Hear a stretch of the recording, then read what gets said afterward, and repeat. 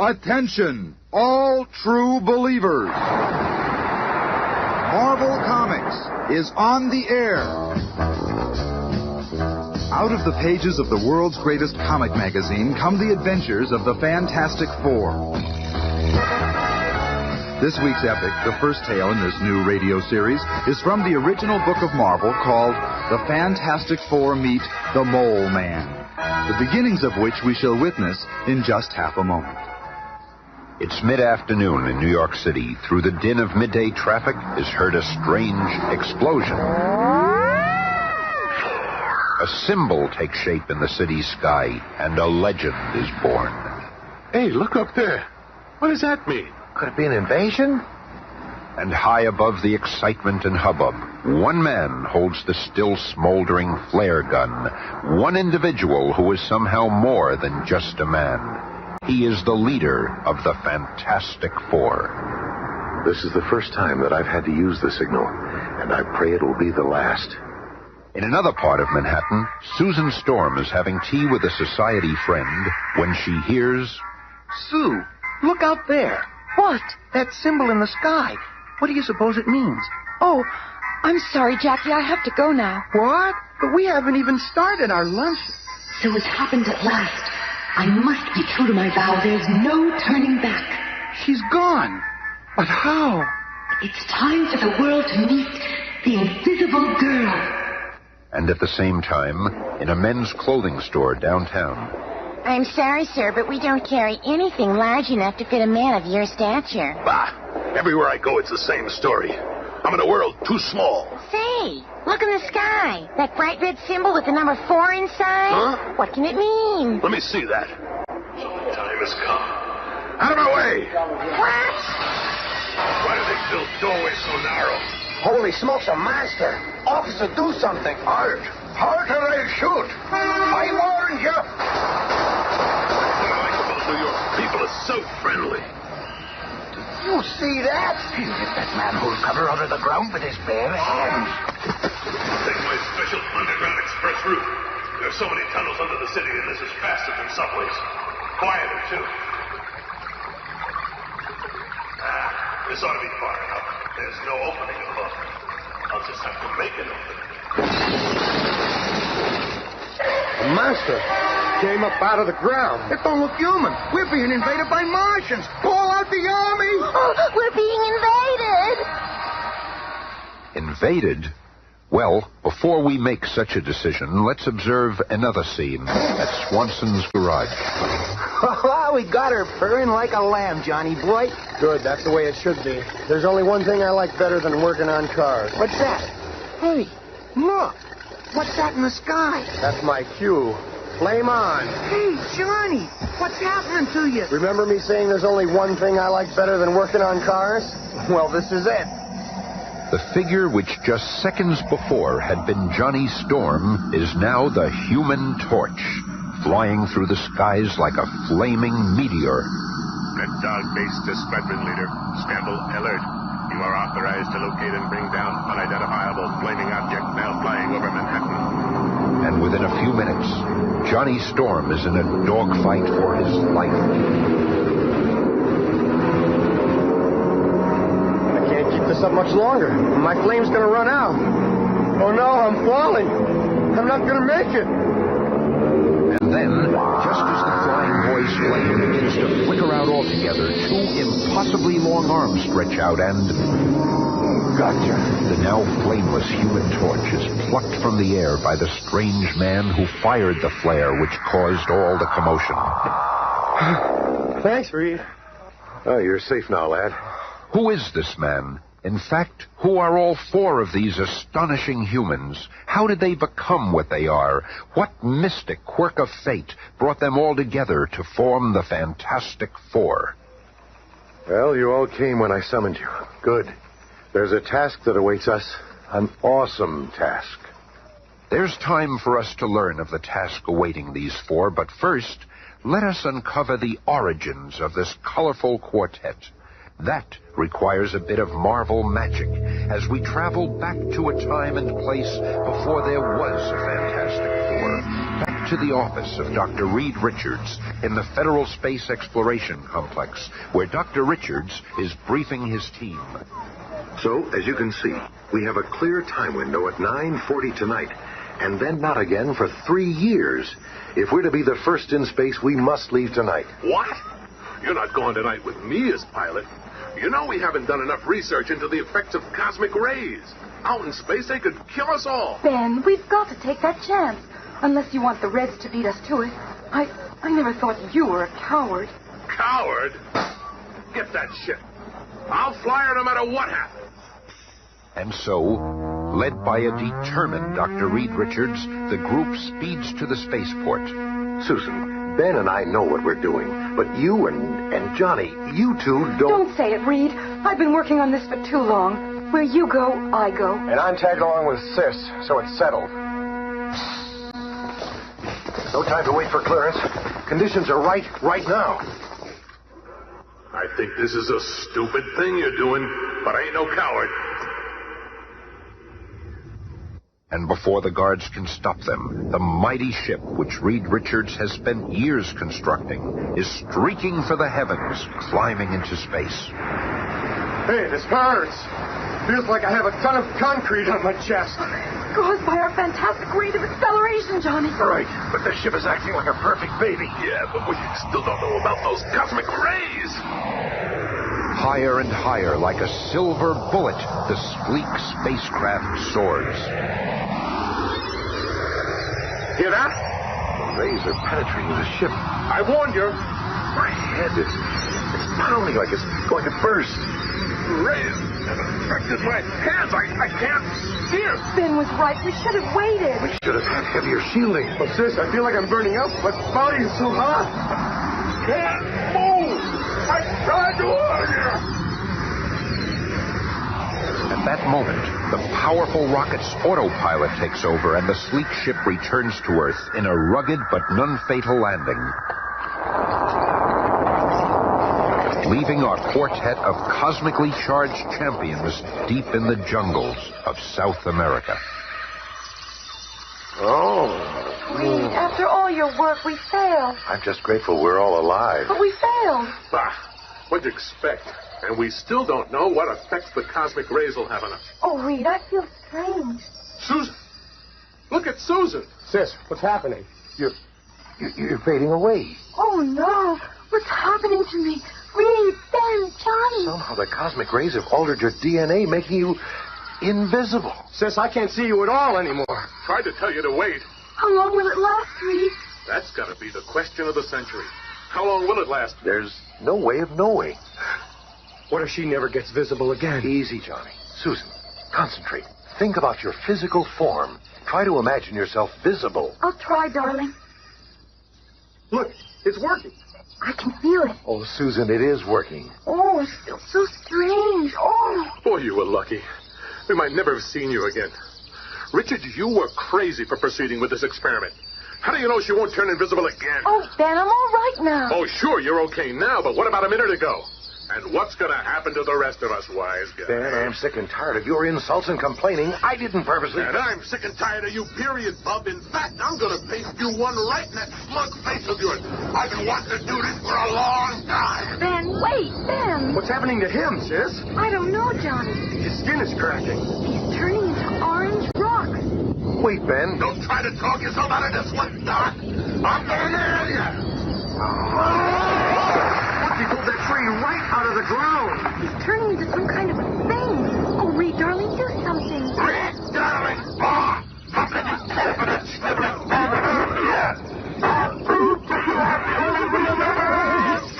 Oh, no, you know. You've had this coming for a long time, Ben. Oh, Reed, not you, too. What's going on, Sis? What's happening to Reed's arms and legs? I don't know, Johnny. They're like rubber bands or something. They stretch like elastics, even his neck. What am I doing? What's happened to me? What's happened to all of us? You've turned into monsters, all of you. It's those terrible cosmic rays. Look at me. They've gotten me, too. My body's beginning to blaze. And I'm lighter than air. I can fly. Oh, wow, I can really fly. Oh, Johnny. Johnny. It's okay, Sis. I just feel a little warm, that's all.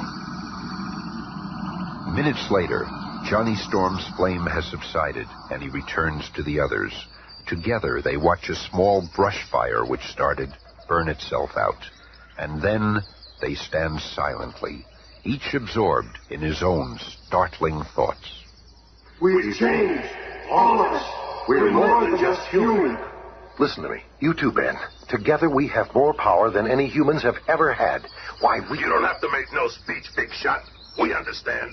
We gotta use our power to help mankind, right? Right, Ben. I'm going to call myself the Human Torch. I'm with you all the way. Count me in, too. I'm the invisible girl. I guess I ain't Ben Grimm no more. I'll be what Susan called me. The Thing. And I'll call myself Mr. Fantastic. And so was born the Fantastic Four. From that moment on, the world could never be the same. And now, knowing some pertinent history, let's return to the relative present. This is the first time Dr. Reed Richards has brought the fabulous foursome together since that fateful flight, and the task awaiting them is truly awesome. I brought you here to see some photographs I just received from Washington. Pictures. What are they, pin-ups? This one's an aerial shot of what used to be a nuclear power plant in the Soviet Union. What made that big hole in the earth? The same thing that made this hole in a power plant in Southern California. And this one in Australia? It's happening all over the world. Wait, according to the steady pulses on this seismograph, another one is about to go. And halfway around the world in French Africa. What is that sound, Andre? It is like the ground is shaking under my feet. And that sound, it sounds like gnawing. An earthquake in the sand. How is that possible? The earth is going mad. Look, the entire installation is caving in. But the worst is yet to come for these unfortunate French legionnaires. Not only did their nuclear generator sink into the undulating earth, but... What in the name of... It is some kind of giant clawed beast! Artillery! Bring the artillery! Artillery! But of what use is artillery against an enormous creature whose hide is tough enough to dig through countless tons of rock-hard earth? There is no artillery to stop a monster that can crush a modern tank with but one flaw. But just as it seems there is nothing can stop this merciless menace... Enough! Return to the roar! Our mission here is finished! And the Goliath stops in his tracks. For even a monster such as this heeds a master. A master known as the Moleman. Back at the strategy meeting amongst the Fantastic Four... You see, it's happened again. But how? That's why I brought you together. Our mission is to find out. By studying the previous cave-ins, I've pinpointed a location that is exactly in the middle of all of them. This is where we've got to go to find the answer. What's the name of this place? Monster Island. Monster Island? That's just a fairy tale. There's no such real place called Monster Island. But hours later, in their private jet, the four see a strange mountain rising from the sea like an unearthly, grotesque face. There it is. Horrible looking. Wow! Monster Island!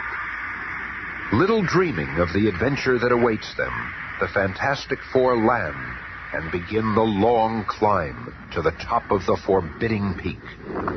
Wait, I hear something. It's coming from below. Look down there. 6 eyes! Coming out of that hole! A living, three-headed nightmare hurls forth from the bowels of Monster Island. Quick, turn invisible, Sue. Seeing one of his intended victims vanish before his eyes, the monster halts in bewilderment. Just enough time for me to make a hoop out of my resilient arm. And, like a cowpoke roping a wild stallion, Mr. Fantastic lassos one of the monstrosity's 3 heads and slings it far out to sea.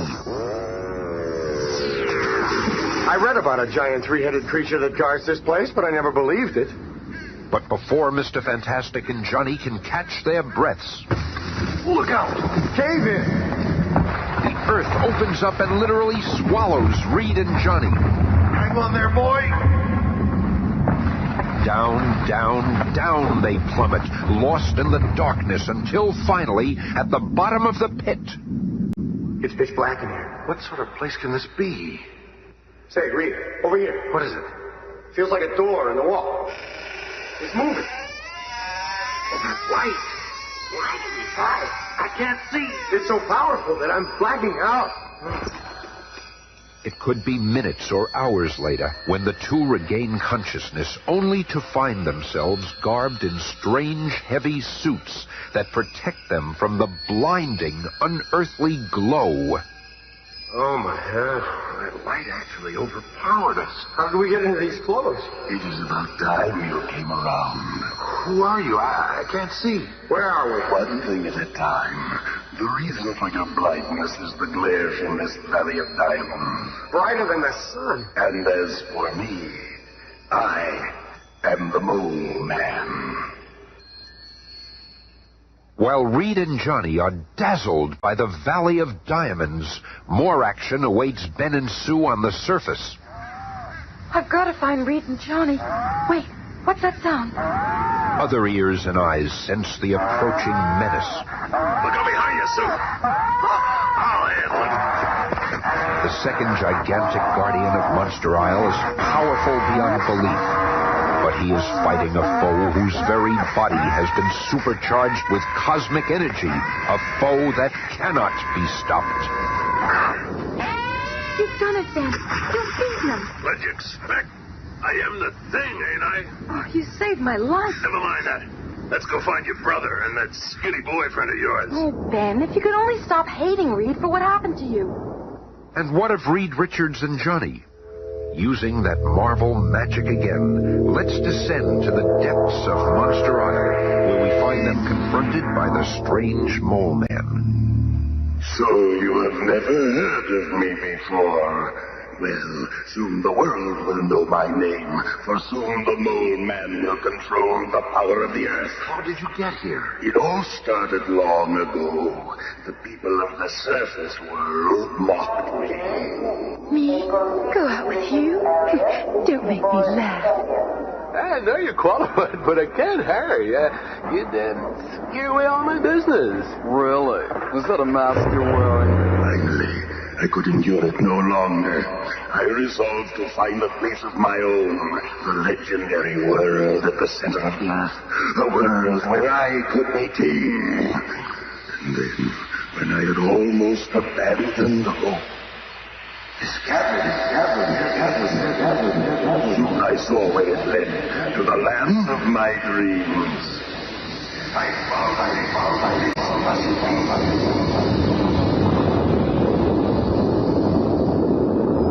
But the sudden shock of my outcry in that blue, silent cavern caused a violent avalanche. When it was over, I had somehow survived, but I fell into the Valley of Diamonds and was permanently blind. That was the last of my misfortunes. My luck has changed as I mastered the creatures down here. Made them do my bidding. With their talents, I carved an empire out of the earth's core. I conquered everything around me. I developed the ability to deal with the dark and the blindness. Here, take this pole. Try to hit me with it. What do you mean? Go ahead. Take a swing at me. Again.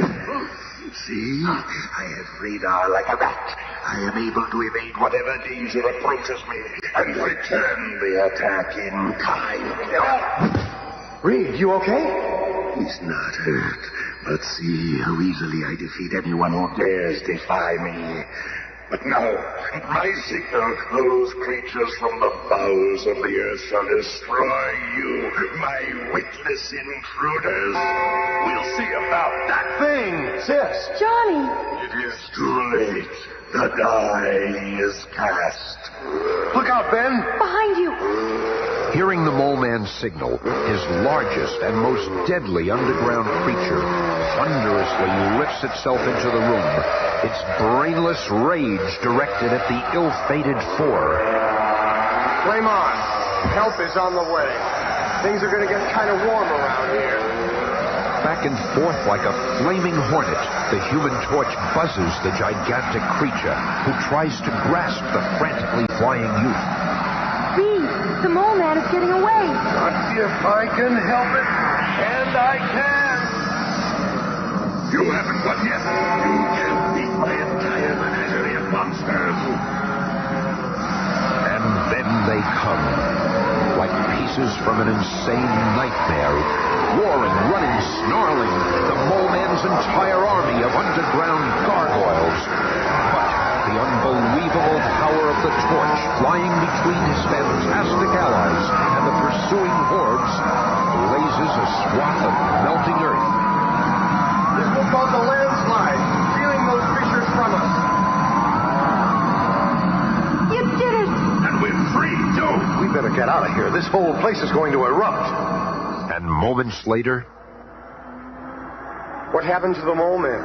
I left him there. He'll never bother anyone. Look, he's destroyed the entire island. It's the best way. There was no place for him in our world. I just hope we've seen the last of him. whether we've seen the last of the Moleman or not, one thing is certain. We'll see much more of the world's most incredible quartet in the weeks to come as we pursue the further adventures of the Fantastic Four. Be listening again on Monday when the Fantastic Four face the marvelous menace of the Miracle Man.